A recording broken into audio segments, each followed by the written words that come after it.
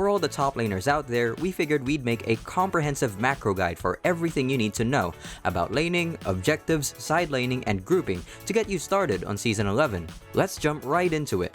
The very first thing we have to go over is definitely drafting. Unfortunately for top laners, the draft phase is probably one of, if not the most important part about playing top lane. It is the counterpick role for a reason.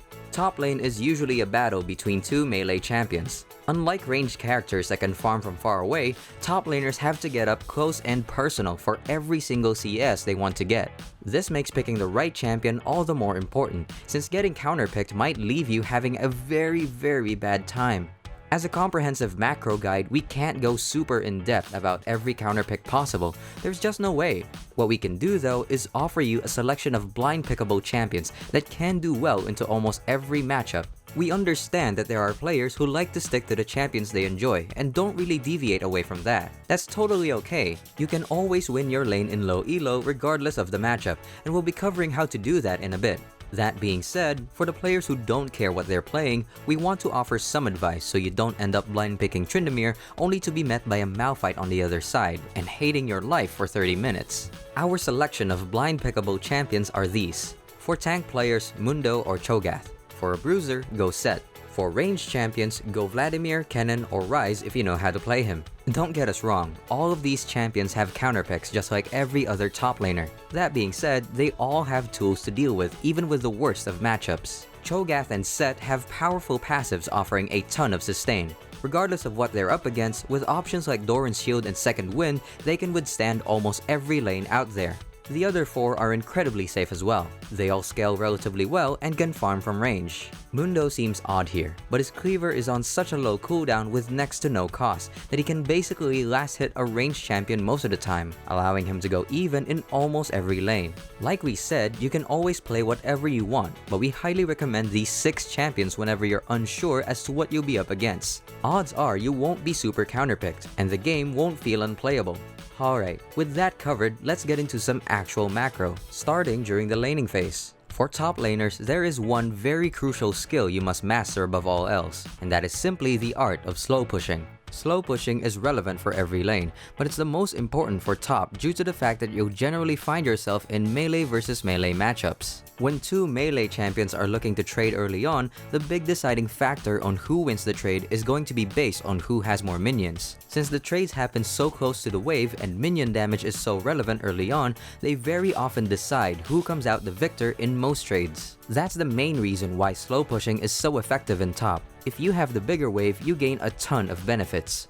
Let's go over each of them one by one. 1. They set up free map movement. Crashing a slow push into the enemy tower forces them to stay and last hit a bunch of minions. This gives you ample time for whatever it is you want to do on the map. For example, you can set up a recall and come back to your lane with an item advantage, since there's no way your opponent will have crashed a wave by the time you're back. With your item lead, you can easily take control of the lane and get a guaranteed advantage. Not only that, but if you see an opportunity to roam, then doing so after a crashed slow push is perfect. Your opponent can't follow you without missing a ton of farm, giving your team a guaranteed numbers advantage elsewhere on the map. The second advantage of a slow push is that it keeps you safe from ganks. Minions are very threatening early on, and sitting on a huge wave can easily deter junglers from trying to gank you. In a lane as dangerous as top, any advantage you can use to avoid ganks is a godsend. Of course, players mess up this particular advantage quite a bit. For example, this Yone is doing something very wrong. Can you tell what that is? He's focusing way too much on trading instead of just crashing his wave into Cho'Gath's tower. It just results in him getting easily ganked and likely calling jungle diff. The ideal way to avoid ganks with slow pushes is to use them to completely avoid the dangerous side of the lane altogether. Once your slow push is at around the halfway point of the lane, then you should instantly look to crash it into the enemy's tower. By doing so, you can avoid ever having to commit to their side of the lane for an extended period of time. Even though Urgot didn't manage to do that properly, he still recognizes that this area is unsafe. Unlike Yone, he instantly clears the wave to crash it and backs off, since his jungler is doing dragon and he doesn't know where the enemy jungler is. And the final advantage of a slow push is that your melee opponent should not be able to walk up to the wave to last hit. With a minion lead in a melee versus melee matchup, like we said, you should be able to win any trade because of how relevant minion damage is early on. you should be zoning your opponent almost entirely until you've crashed a wave into their tower. This creates a bit of an ebb and flow to top lane. Since both players technically shouldn't be able to interact with each other while the other is slow pushing, then the lane should go a little something like this. One player builds a minion lead, the other plays safe, waits for the crash, and farms a wave. After crashes, waves tend to bounce back in a counter slow push due to the even minion rule. This means that the other player can now build their own slow push, and the process repeats itself for the other side. The wave crashes and the cycle continues to repeat. If you watch pro players, you'll notice this cycle happens quite a bit between two evenly matched players. Well, that sounds boring, and not really at all what happens in solo queue, right? That's because players are constantly mismanaging their waves. One of the biggest ways to punish this back and forth is by looking for windows of opportunity when your opponent messes up and look to trade.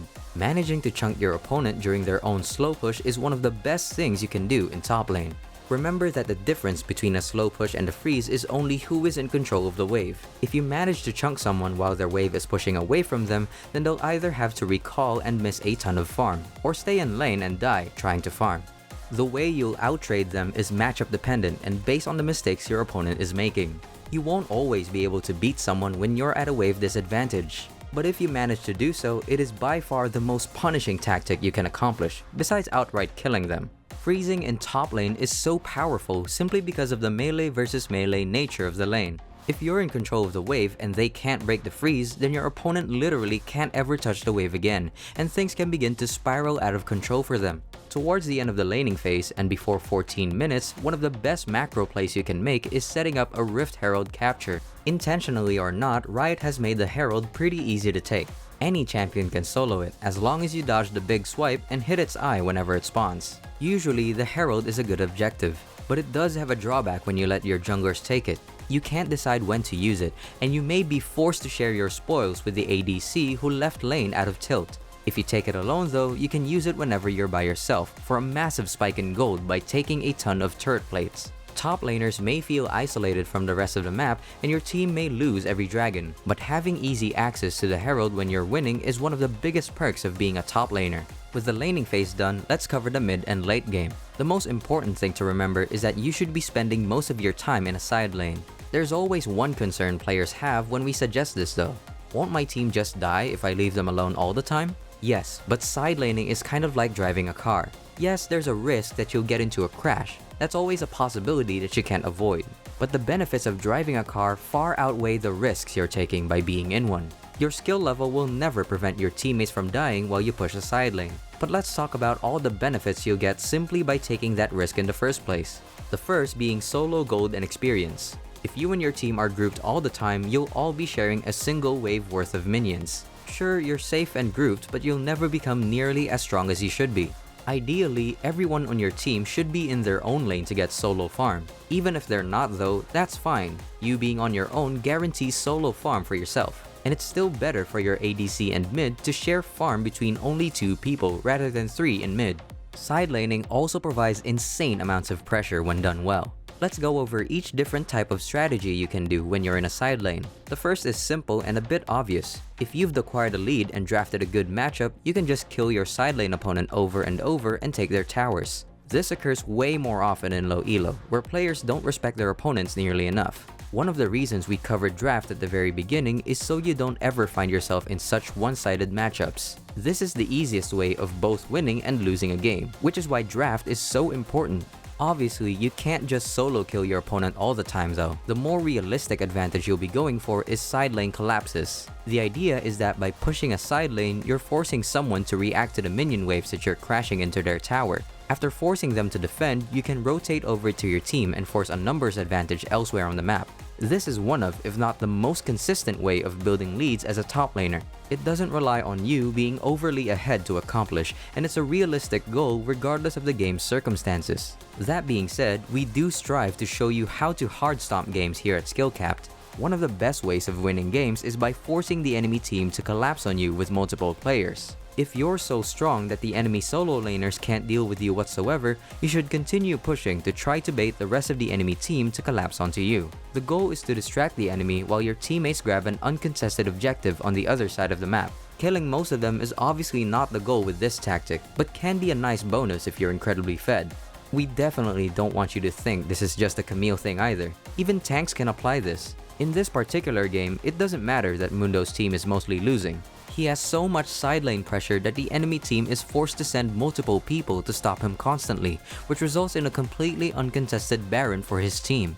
As a player, one of the best mindsets to have is to pretend that you're a Tryndamere every game. That will literally make you a better player in the long run if you're constantly practicing how to pressure the side lane like this regardless of what champion you're playing. And lastly, there is one final benefit of pushing away from your team. You may be wondering, well, what if no one comes and they just group and kill my team? That's totally okay. In this other Mundo game, he's trying to set up split pressure while his teammates begin to continuously die in mid. One of the worst mindsets to have is that you can somehow predict this would happen. There's no way for Mundo to know that his team would keep dying for free over and over. But as we can see, even in the worst of circumstances, side laning comes with benefits. Even if your teammates suck, if no one is responding to your split, you can trade objectives somewhat evenly with your opponents. Okay, there's a lot of benefits, but we quickly want to reel it back just a bit. We love split pushing here at Skillcapped, but obviously there's times when you should be grouping with your team as well. That's exactly what teleport is for. Even when you're away from your team, you can join them at a moment's notice to help win a fight. You also shouldn't feel afraid to just walk towards objectives like Dragon as they're spawning to help your team secure it. Whether you walk down to an objective or stay in the side lane is kind of hard to discuss. It's not really something we can teach, and it's more on you to think about how the game is going and what your specific team needs to win in that game. If you think you can accomplish more in a side lane, stay there. If not, then group with your team at the objective. That being said, if you're unsure, then you should walk to the objective when it's coming up.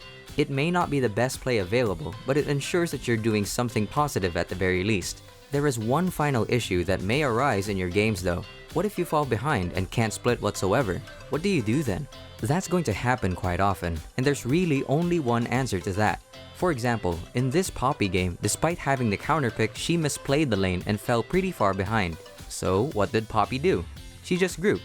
Try your best to coordinate with your team to take out the side laner you lost to. If you can't beat them alone, then use a coordinated effort to take them down. Otherwise, when you're not defending your towers from their push, group up with your team. Do your best to punish enemy mistakes and use the best teamwork you can in order to take back control of the game. There's one thing we have to say when it comes to grouping like this though.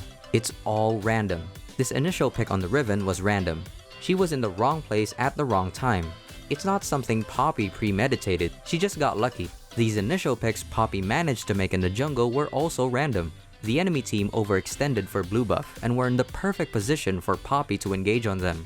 We don't ever really recommend grouping the whole game due to this reason. By grouping, you're hoping that the enemy team plays poorly and that your team plays fights well. There's no predictable outcome. Every fight you take will be mostly RNG as to who wins. At the end of this chaotic encounter, the Fed top laner just killed everyone since she was in complete control of the game.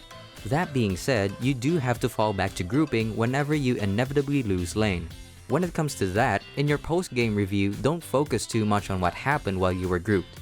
You should always question either your draft or the mistakes you made in lane that eventually forced you into the single option of grouping. That should always be the main takeaway when you're forced to group, not what happened during the actual team fighting. Before we continue, we just want to make sure you guys all know where this guide came from. Skillcapped. It's the best place to be if you actually want to improve at League of Legends. We have the best and the most League of Legends guides on the internet that really do work. The best part is you don't have to take our word for it. If you don't climb 5 divisions while actively using Skillcapped, you can claim a refund, so give it a shot and get the rank you've always wanted for Season 11. Check us out after this. Alright guys, that's going to wrap up our comprehensive macro guide for Season 11. We hope you achieve your new goals this time around, and hopefully this guide helps you in that regard. Good luck!